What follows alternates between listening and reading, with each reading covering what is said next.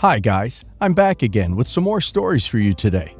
Let's go to the first one, about OP, whose parents demand she pays for her brother's college, which is very expensive by the way, because they paid for hers. Do you think it's a fair deal, guys? Well, I personally don't, but listen to the end of the story to find out my opinion on the matter. Enjoy the stories, guys, and don't forget to like and subscribe. And of course, don't forget to leave a comment. I, 28 female, had my college paid for by my parents. It cost around $97,000 in tuition after scholarships, and I worked during the summers for living expenses. I graduated with a degree in computer science from Cornell. My brother is 9 years younger, so the agreement with my parents is I pay him back with 4% interest when it's time for him to go to school, on half what I was paid, which is roughly $70,000. Problem is, he wants to go to MIT, and it's around $47,000 a year, not counting scholarships. So that means over $188,000 for a bachelor's and $118,000 he'll have to pay on top of my help. I thought this just meant my parents were going to supplement him, or he could get loans for the remaining portion. I didn't find out they were telling him I was covering everything until he told me, and I told him I only agreed to pay half of what I was paid, plus interest. I called my parents, and they told me since I now have a six-figure salary and my husband is also doing well and we have no kids, I should be completely funding my brother's education. I made it clear I was going with our original deal because that was what was expected, and they started to complain I expected my elderly, 50 to 60s, parents to work to support my brother while I got to live large. They kept pointing out that I don't have children, so why do I even need the money? And I'm being selfish because I'm making a lot. I was nearly in the layoffs that happened to my company, and while I'm comfortable, I'm also in a high cost of living area, and I don't feel like it's my responsibility to pay for my brother's schooling more than I already agreed. Now I'm getting calls guilting me to pay, since my brother might have to relinquish his spot he worked so hard for, and I got college paid for, and I am not paying it forward. I've also been threatened to be disinherited unless I pay. I'm half Vietnamese and half Chinese, so the need to support family is strong. But I think my parents are trying to scam me with the initial proposal because they clearly want to change the rules whenever they feel like. Well, OP's brother is not her child and not her responsibility. OP's parents should have considered their finances when they were planning their second child. It's not OP's job to supplement what is surely their poor financial planning. The fact that they are telling OP's brother OP will pay for the whole thing without discussing it with OP is insane to me. They were clearly hoping the guilt will be enough to get OP to cover it, so they didn't feel they needed to discuss it with OP. They are in the wrong. Let's see if the community agrees with me. Slight Nail 5869 says, they started to complain I expected my elderly, 50 to 60s, parents to work to support my brother. Elderly? They've still got a good 10 years in the workforce at that age. If they want your brother to have a free ride, they can get jobs and pay for it. I've seen some weird posts on here where people palm their kids off onto other people at any given opportunity. But this is next level. Expecting someone else to pay nearly $200,000 for your kid's schooling is beyond the pale, not the a-hole. Our Redhead 926 says, even if you were a millionaire living in South Dakota, it would not be your responsibility to entirely fund your brother's college education. It's very kind of you to pay anything for it, not the a-hole. Your parents, by the way, are not elderly. If they didn't want to work to support a kid at their age, they didn't need to have that kid 18-ish years ago. Dubs and 49er says, not the a-hole. This is their child, not yours or your husband's. They need to mind their own financial business and not yours. They can't go changing the agreements. They are a-holes for telling your brother you were paying. I'm female 28. The story is long, so I will try to shorten it up as much as possible. My son's father, James, passed away from a brain aneurysm 3 months into my pregnancy. This was our first child and his parents' first grandchild. Father's side was supportive from the beginning. His mother's side was the opposite. The mother has anger issues and an alcoholic. His parents are divorced. The day they decided to pull the plug on Jay, I received a text message from Jay's mother saying, "No need to come here today. We're pulling the plug and we only want family to be here." I still have that message till this day. That hurt me to the core. I was with him for 8.5 years. My lover passed away on May 27, 2019. Funeral comes around and I found out I was the beneficiary, and that enraged her. She told the insurance people and anyone who would listen that I forged my name on the paperwork, so the insurance people sent a letter stating her claim and that they will be doing an investigation. She even hired a lawyer. I just sat back and allowed her to waste her money and let the insurance people investigate. I paid for everything, which cost $17,000. The only thing that I did not pay for was the limo for her. I did not attend the funeral because I knew I would not be able to handle it. I was able to say my goodbyes before everyone arrived at the funeral home. I had my handsome son on October 29, 2019. I called Jay's father's side and let them know. Then the next day, out of nowhere, James's mother and aunt show up. I grabbed my son so they couldn't touch him. Come to find out, his brother gave her my information. He knows about everything that has been going on. The first thing out of her mouth was, I asked the nurse if they do DNA, and they told me no. I just nodded my head. Then she said, would I be willing to do a DNA test? Told her, sure, but I will not pay for it. The aunt offered to pay for it. After a couple of weeks of waiting for the DNA, I got an email while at work about the results, and it came back a match. His mother started to call his father's side, talking to his aunt about getting me to speak to her. Supposedly, she was crying and claiming to be so sorry for everything. I didn't want to hear it. I made it very clear to James's father that if I found out he was allowing my son around this woman, that I would cut all ties from them. He said he would not risk losing his grandchild behind her. Since my son is turning 3 soon, James's aunt asked me if I was ready to allow James's mother to finally be in my son's life. I told her no, and that I meant it about not allowing anyone into my child's life that didn't accept him before he was born. That woman caused a lot of hurt, all for nothing. She could have come about everything differently. Yet she chooses to go down this ducked-up path. Am I the a-hole? I couldn't add everything she said or done. It was too much to add. This woman has done a lot to hurt, and James, my lover, was on my side the whole time until the end. People don't change unless something extremely traumatic happens. Even then, it rarely sticks. I sincerely doubt that she has suddenly become a good person. OP should not have that woman in her child's life. She did horrible things which are unforgivable, especially not letting her be next to James for the last time. That's just heartbreaking. I would never forgive that. Let's see the community's opinion.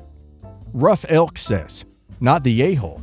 She is clearly extremely controlling and aggressive and will take that out on your child eventually.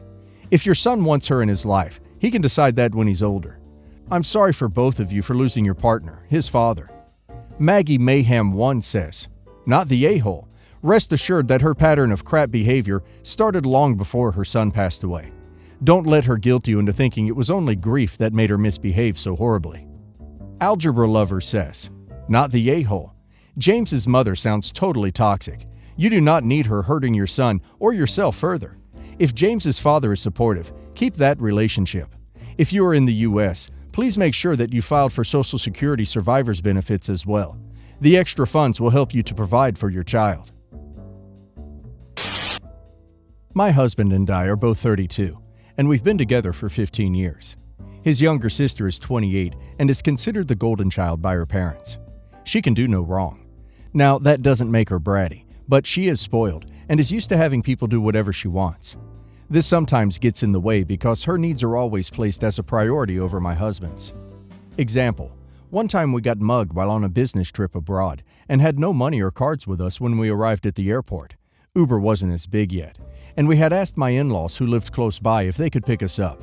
We arrive and, whoops, sister wants to go somewhere out of state last minute. Sorry.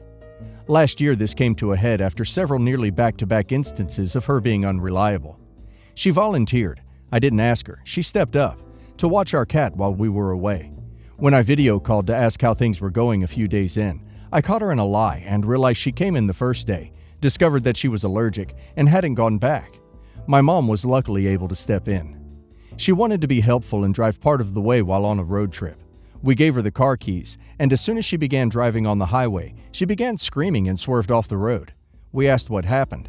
Apparently, she has a fear of driving, but she wanted to show off that she had gotten over it. She began spreading rumors that my husband and I are dependent on my in-laws, and they pay our rent while she has to forge her own way in life. This is not true. She actually was living at home with them until recently. Well, finally, for the first time in 14 years, I lost my temper with her. I told her she was unreliable, and she really needs to grow the hell up. That I can't even expect the bare minimum of her, such as, don't K my cat, don't K my husband, Don't K me. That even those are a toss-up. I didn't also expect her to spread lies. I couldn't take it. Nobody else in her family ever tells her to cut it out or simply no. It's always, but she's trying her best. It's been a year now, and she's basically cut almost all contact. She moved out, but we aren't able to know where she lives. She even sent a super passive-aggressive Christmas card and left out the return address. How she even mailed it, I don't know. When we meet up for holidays, we recently celebrated Chinese New Year. She doesn't even say hello or talk. Occasionally, she'll open her mouth to excuse herself to the bathroom. Now my husband is upset that I've ruined his relationship with his sister, that I was too hard on her, and because she associates us together, she can never be open and honest with him anymore. It's upsetting, but even though I know I could have been kinder, I believe my feelings still are justified. I also feel like she's acting too much like a victim, where this is basically the result of her own actions. Everyone thinks I caused this. Am I the a-hole? In my opinion, OP is not in the wrong here. She was harsher than she needed to be, but it seems to me like she needed a harsh kick in the tush. Spreading lies to make herself look like some sort of victim? Sounds like she has a huge problem with victimizing herself. Whether or not she does it because she truly thinks the world is unfair to her, or to get attention, she probably needs some professional help.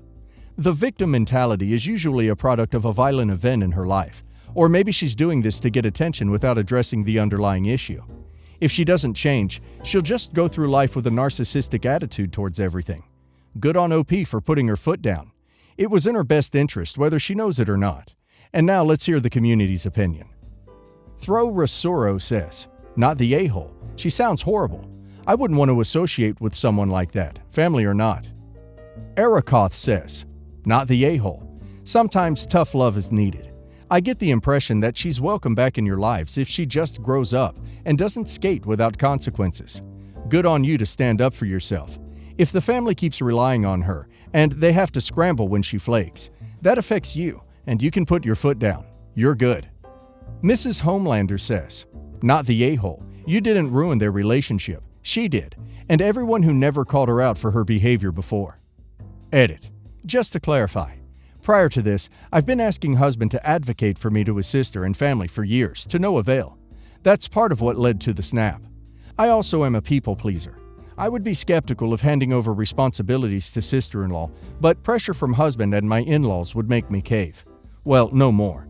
I could have been kinder, but as many of you have pointed out, even if my relationship with sister-in-law is strained, it's not my responsibility to get my husband and his sister to be cordial to one another. If they want a relationship, it's up to them. I'm all for it. Also, I've tried reaching out to her, but she ignores my texts and I have no idea where she lives. I'll encourage husband to reach out to her. I dated Alex for 6 years. I loved him very much and still do. He wanted to get married, but I didn't think we would be compatible as husband and wife. He was my first serious boyfriend, and I was his first serious girlfriend. I didn't want to marry him and then have doubts years later. There were warning signs towards the end, like he wanted to live in the city and I wanted to live away from the city.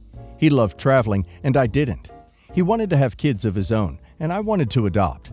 We broke up and it hurt him a lot. A couple of years later, he started dating Kayla, who had a major issue with my still being friends with Alex. There was nothing between Alex and I. We're much better as friends than lovers. Plus, we hang out with the same social crowd. Kayla became outwardly hostile towards me, even though I told her that she was far more compatible with him than I was, and I was already in a serious relationship myself. They ended up getting married, and I got an invite. Kayla rescinded the invite, saying she didn't want ex-girlfriends at her wedding. I was like, whatever. Recently, I reconnected with Alex when a mutual friend passed away, and she emailed me asking me to stop trying to mess with her marriage. I told her that the only reason why he married her was because I didn't want to marry him, and if I wanted him back, then I could. That shut her up for a while, but she later called me a ducking bee. OP is definitely an a-hole here. I told her that the only reason why he married her was because I didn't want to marry him, and if I wanted him back, then I could. That sentence speaks volumes about just what kind of human being OP is.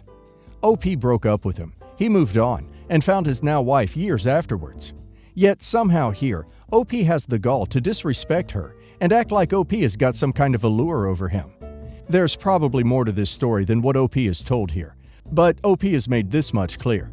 OP is a prime example of what happens when selfishness and narcissism are mixed with entitlement. Throwaway account 448 says, "You're the a-hole. She has every right to not want exes at her wedding, and for you to say that to her is a jerk move." Neener Facer says, "You're the a-hole. This wasn't a rebound marriage. They started dating a couple of years later. You made it sound like if you snapped your fingers, he'd ditch her and come running. I'd have called you a whole lot more names than that." Tipsy75 says, "You're the a-hole and delusional if you really think you're the reason he married her. I can understand why you'd think that if he immediately jumped into a relationship with her after you, then proposed soon after, but it was a couple of years before they even started dating. I loved him very much and still do. This says it all. You're seething with jealousy because you're still in love with him, and he's in love with someone else." Last year, my best friend, let's call her Meg, got engaged. She didn't ask me to be maid of honor, although she was my maid of honor when I got married a few years ago, but I didn't mind. What was weird is that she asked the best female friend of her then fiancé to be her maid of honor. I found it strange, since girls are usually jealous at the best female friend, yet Meg was asking her to be her maid of honor. Regardless, I didn't mind, as I was a busy mom already. I was just happy she was finally getting married after 11 years of relationship. A few months passed by, and I didn't hear from her. As stated, I was busy with my kid and my part-time job. I didn't even notice we didn't speak for a while. I texted her one Sunday morning asking how everything is going, if she needs any help at all. She simply responded with, "All good, thanks." I then asked the basic "are you excited" type of questions. She saw my message, but didn't reply. I figured the stress got to her, so I didn't mind. Fast forward another few months, and it's June. She suddenly calls me to say her maid of honor argued with her about a lot of things, and bailed out of the wedding, called her a bridezilla, and refused to even come to the wedding, then didn't answer the phone for a whole week. Her and her then fiancé called her several times with no response. She then asks me to be her maid of honor, and if possible, to fly from England to Scotland to help her sort out some urgent stuff. It was literally 2 weeks before the wedding, and major things weren't sorted.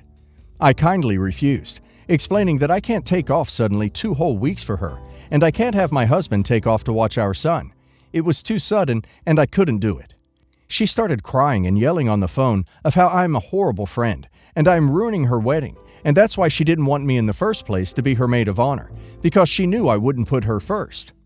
I was too stunned to speak. After 5 minutes or so of shouting and crying, she called me a jerk and an a-hole, then shut the phone. I was shaking with anger. I told my husband everything that night, and we decided not to go to her wedding. We donated her wedding gift, and I cut ties with her. We didn't speak ever since. She got married last week, and her sister was maid of honor. The wedding seemed nice. Wish them all the best.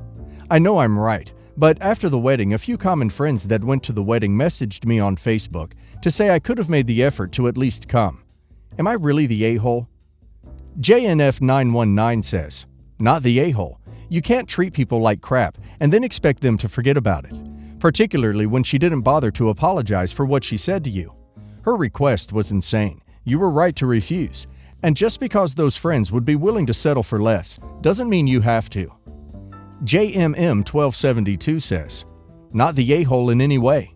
Most people cannot suddenly take 2 weeks off work and away from their children, even if they had more notice. Her behavior was cruel and petty. I would not have attended it either." Fancy That 012 says, "Not the a-hole. She needs a wedding coordinator, not a maid of honor. In Asia, a maid of honor doesn't really have responsibilities except maybe assisting the bride during the wedding."